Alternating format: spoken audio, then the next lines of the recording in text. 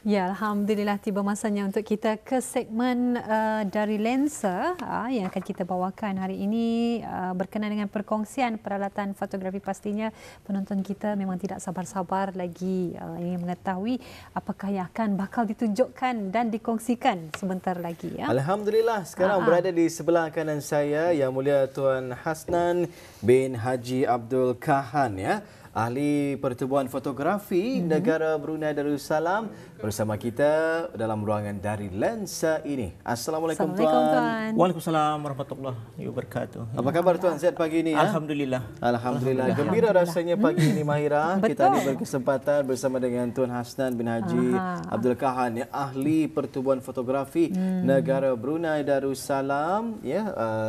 Peluang untuk kita ini bersama dengan beliau segmen dari lensa perkongsian peralatan fotografi. Ya. Jadi sebelum itu Tuan, ribuan terima kasih kita ucapkan di atas masa dan juga waktu yang diluangkan pagi ini untuk bersama kami berdua dan juga penonton-penonton kita ni, ya.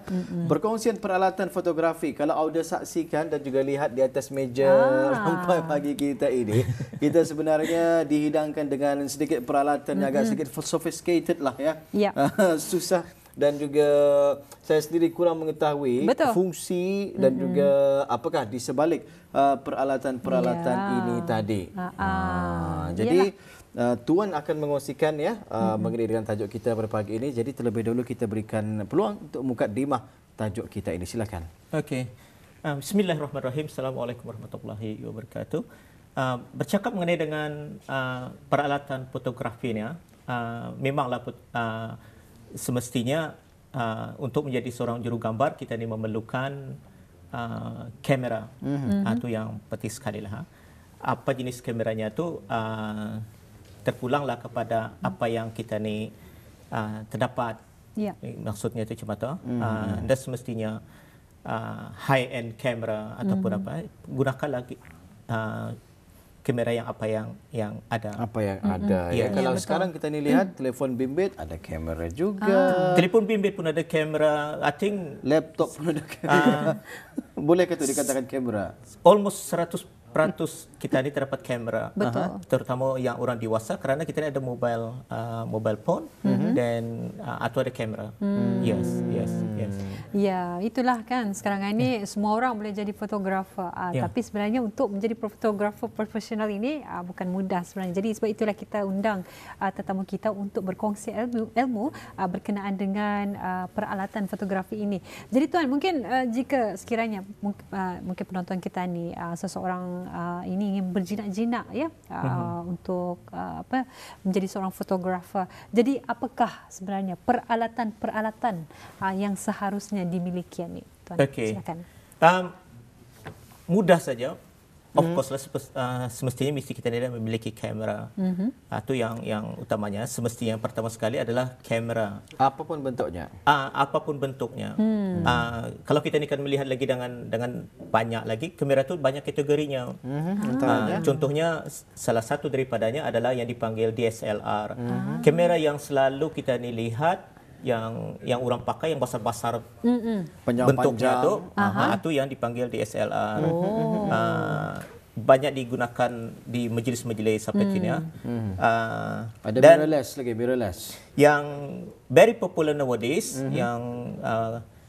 dan mungkin akan mengambil alih DSLR di masa akan datang ini ialah kamera yang dipanggil mirrorless. Saya ada contoh kamera mirrorless yang saya bawa. Kamera saya ni, ini adalah mirrorless. Dia badannya damit daripada DSLR, tetapi image kualitinya pun sama sajanya. Perbezaannya apa? Apa maksud mirrorless ni kan Tuan? Okey. Technically, kalau dari segi cara yang mengambil gambar sama sahaja, tetapi ia kalau dari segi teknikal, ia tidak ada reflektor di dalam. Ya, kalau kita ni berada di teknikal lah. Kalau aku kan beritahu orang selalunya, kalau orang bertanya, coba dari jawapanku, kalau kita ni DSLR, kita ni buka saja cap ni, kita ni teropong macam ni, dapat kita ni lihat apa yang kan kita ni lihat. Tetapi mirrorless tidak. Ia tidak ada tu. Ia mesti di switch on. So ia seolah-olah macam video cam. Macam tu. So apa yang kita lihat tu adalah apa yang direkod di dalam kamera memori tu. Yes, yes. So atu mirrorless dan satu lagi jenisnya adalah yang dipanggil compact camera. Compact camera lebih kurang macam yang biasa yang damit atau selalu kita dilihat orang selalu memakai di mana? Yang kena bawa ke sana kemari atau dia selalu panggil compact camera. Dan yang lain lagi mungkin jarang kita sudah melihat tetapi masih dipakai terutama orang yang benar-benar berminat dengan fotografi yang dipanggil film kamera. Kodaknya. Zaman Kodak. Zaman Kodak. Yes, I like it. I enjoyed still memakai itu sebabnya image yang diproduce oleh film kamera ni ia authentic. Ia bisa ya in the digital. Masih ada orang memakai tapi masa ni jarang kita melihat. Kerana untuk memprosesnya tu di kedai ada lagi ada berapa banyak kedai yang membuatnya kan. So kebanyakannya orang diprosesnya sendiri saja ya menyuci gambar itu sendiri. So jaranglah orang memakai. Tapi orang as I said tadi kalau orang itu yang benar-benar minat dan kamera ada menyimpan dan sekali-sekala akan dipakainya. Yes. Kualiti itu yang penting sebenarnya. Yes. Because image ni yang kita ni lihat kan quality image-nya tu. Dan kalau yang film ni ia aku panggil very authentic. Ya warna diproduce-nya tu kan. Ada juga sebahagian yang tidak menyukai ni tuan katanya kalau film kamera tu nya apa yang ditangkap ia tersudah tu nya. Kalau yang digital kadang-kadang apa yang ditangkap salah dan lawak boleh di-delete sahaja. Yes. Itu sebabnya kalau orang yang juru gambar yang lama-lama dia sungguh berhati-hati bila mengambil gambar walaupun diorang menggambar dengan digital camera sebab diorang sudah dilatih untuk menggambar kerana di zaman film kita ni ada film berapa saja satu warna tu paling banyak 36 buting ataupun 12. So seboleh-boleh 36 tu boleh dipakai. Kalau masa ni kita boleh mengatik sampai 1000. Kadang-kadang 30 saja yang baik, yang lain boleh dibuang. Sangat menyedihkan. Yes. Baik, itu filem kamera. Seterusnya mungkin ada lagi jenis-jenis filem lainnya? Kamera lainnya. Kalau untuk orang yang suka adventurous, yang suka actions, activities, outdoor activities, yang popular masa ni adalah ada di sana tu yang dipanggil yang selalu kena pakai yang GoPro. Ini ya? Ya, ini GoPro action camera. Ini namanya action camera ya? Yes. Apa kebaikannya? Kamera macam mana ni ialah ia tahan lasak. Ia tahan lasak. Kalau gugur dalam air ia masih menggambar. It's a water resistant. And selalu dipakai oleh orang hiking ataupun orang yang membuat aktiviti luar. Atau standnya tu memang sebenarnya badannya damit saja. So kalau ada pemegangnya tu senang dibawa ke sana kemari. Yes. So that is contohnya lah. Memang banyak jenisnya. Yang saya bawa ni yang model GoPro lah tu. Ada model-model yang lain juga lah. Action camera ini kelebihannya untuk mereka yang suka adventurous lah, aktiviti luar, berkayak di dalam laut, di luar laut, hiking, sebagainya. Ia mudah untuk dibawa ke mana-mana. Kita ni ingaukan hujan. Kalau dari segi kualitinya macam mana ni? Quality image-nya indah jauh berbeza. Kalau kita ni pandai menggunakan image-nya sungguh bagus. And ia selalu digunakan untuk mengambil video. Video memang yang selalu digunakan. Kalau kita ni lihat yang di dalam YouTube ke apa itu ni, yang action itu kebanyakannya, yang sport action itu, kebanyakannya diambil oleh GoPro. So dari segi quality dia jauh berbeza lah. As long as kita tahu macam mana cara menggunakan, terutama dari segi dengan cahaya. Cahaya matahari itu di mana kita mendudukkan matahari itu dengan kamera. Dan yang paling popular sekali ketika ni as I said tadi almost everyone of kita ni terdapat ialah this one, mobile phone. So pintar. Semua orang terdapat dan semua orang mengambil gambar. So kalau orang atunya kita ni minat tapi ini kan menggambar kan, tapi tidak dapat, gunakanlah mobile phone yang paling popular sekali. Alhamdulillah. Ya, jadi itu kalau kita melihat beberapa kategori ya, kamera. Jadi kalau untuk seterusnya ni, Tuan. Ya.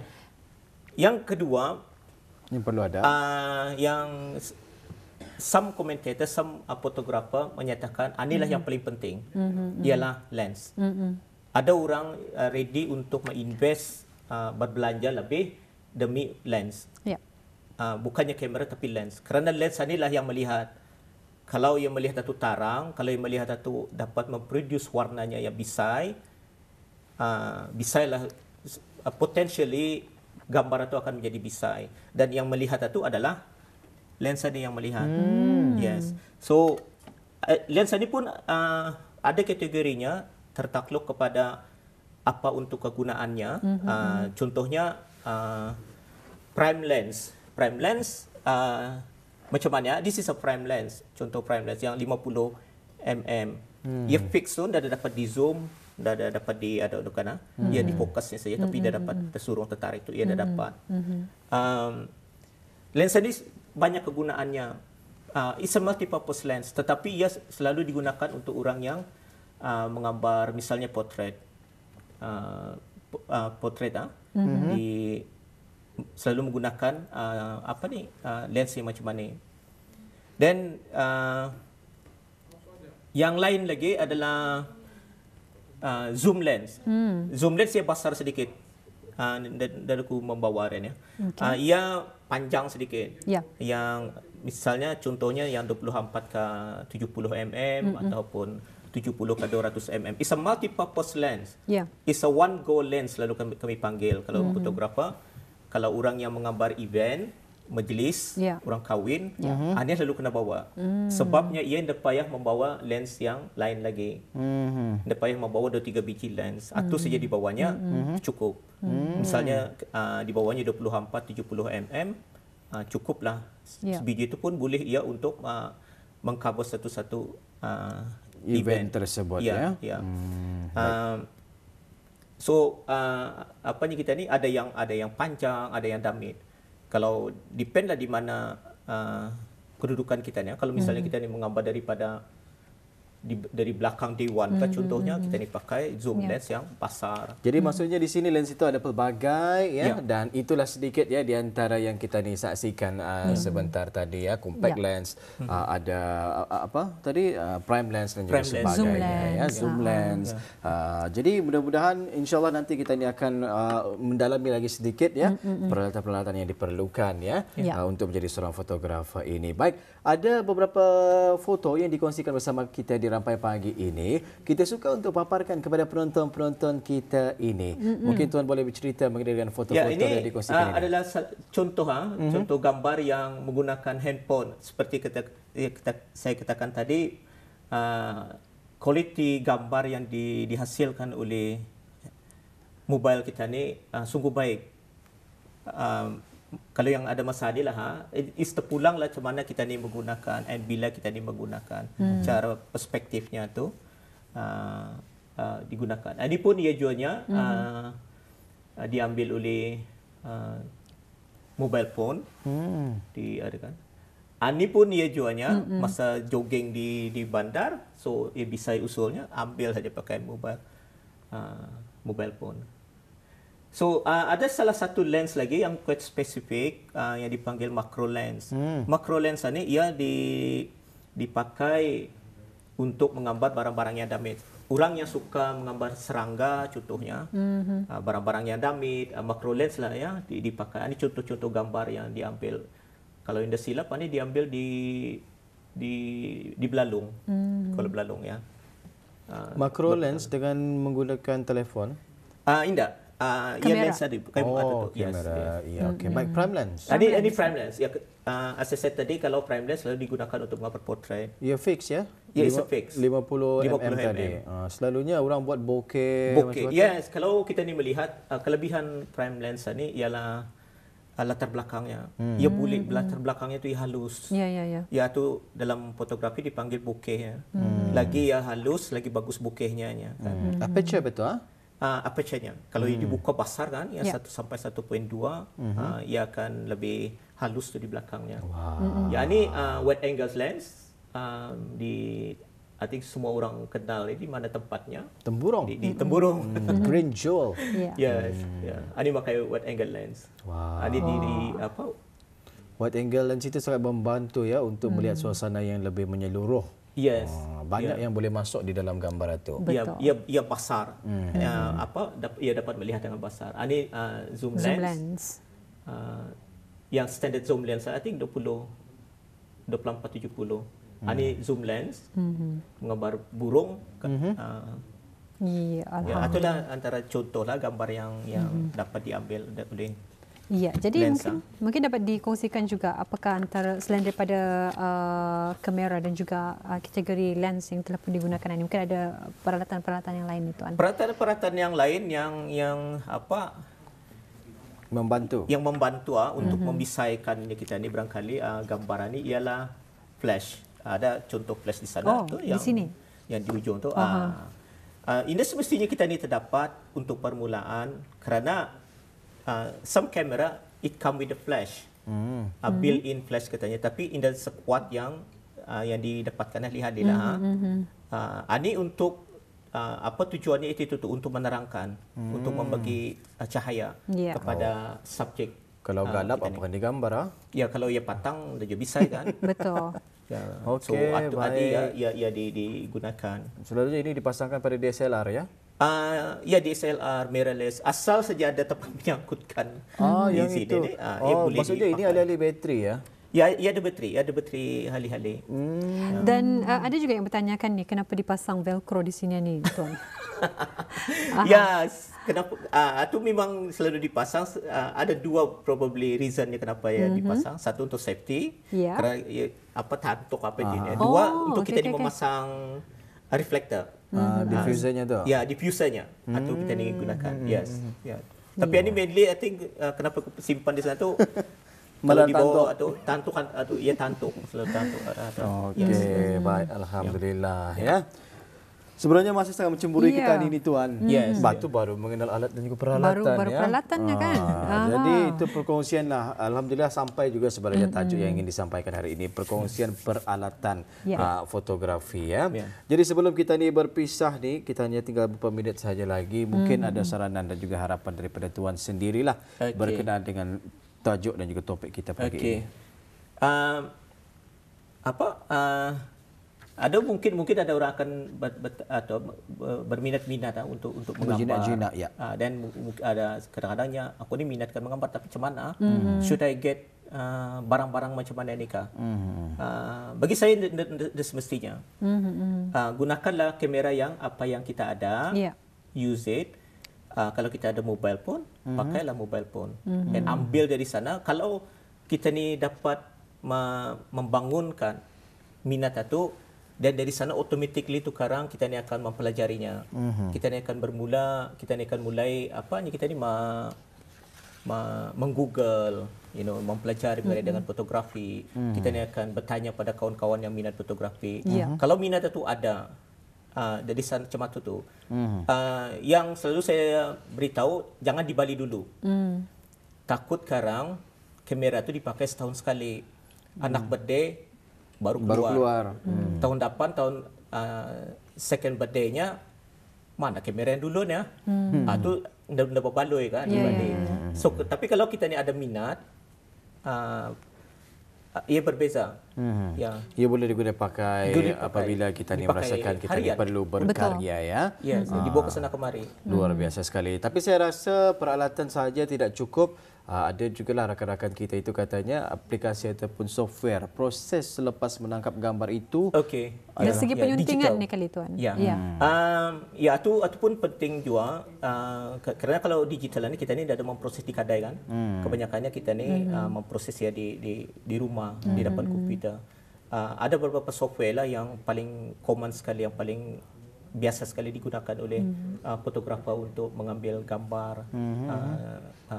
Masa ni, saya bagi satu contohnya adalah Lightroom ataupun Capture One kalau orang yang pakai kamera, komputer Apple, ataupun Photoshop.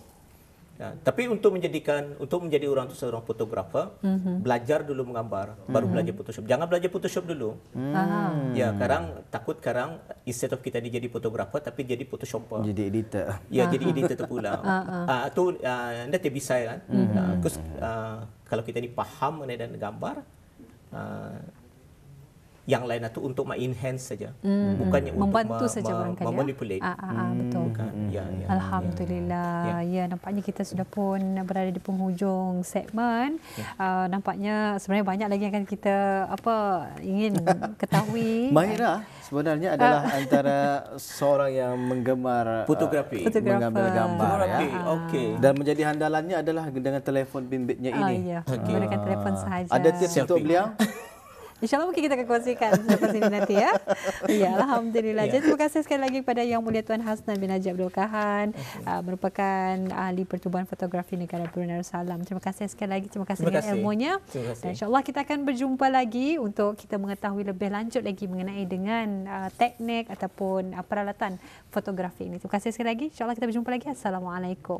Terima kasih. Waalaikumsalam warahmatullahi wabarakatuh.